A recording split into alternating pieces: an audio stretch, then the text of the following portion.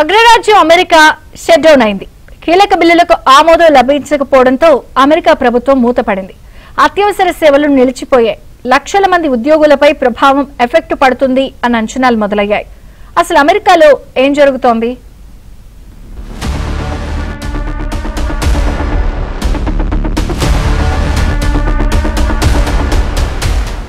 America ప్రభుత్వం మరోసారి shut down అంచున నిలిచింది.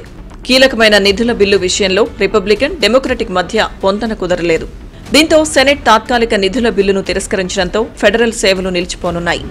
చివరి నిమిషంలో ఏదైనా అద్భుతం జరిగితే తప్ప ఈ పరిస్థితిని అగ్రరాజ్యం తప్పించుకోలేదన్న అభిప్రాయాలు వ్యక్తమవుతున్నాయి.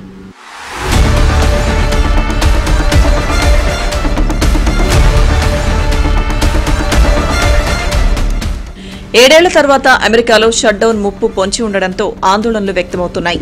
దాదాపు 7.5 లక్షల మంది ప్రభుత్వ ఉద్యోగులపై ప్రభావం పడనుందన్న అంచనాలు వినిపిస్తున్నాయి. ఈ క్రమంలో అధ్యక్షుడు ట్రంప్ ఈ వివాదాన్ని మరింతగా రాజేస్తున్నారు.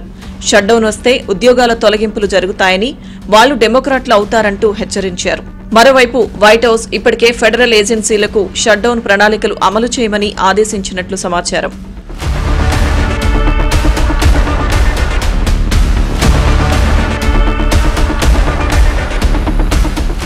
ప్రతి సంవత్సరం అక్టోబర్ 1న అమెరికా ఫెడరల్ ప్రభుత్వం కొత్త ఆర్థిక సంవత్సరాన్ని ప్రారంభిస్తుంది. ప్రభుత్వం నడవడానికి అవసరమైన నిధులు కాంగ్రెస్ ద్వారా ఆమోదించాలి.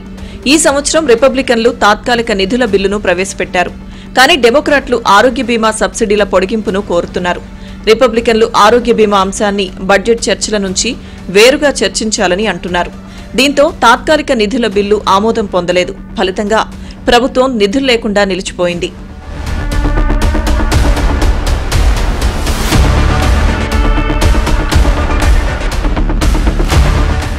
గత 7 ఏళ్లలో అమెరికా ప్రభుత్వం షట్ డౌన్ ఎదుర్కోవడం ఇదే తొలిసారి. ఇంతకుముందు 2018-19 మధ్యకాలంలో దాదాపు 35 రోజుల పాటు అమెరికా ప్రభుత్వం మూతపడింది.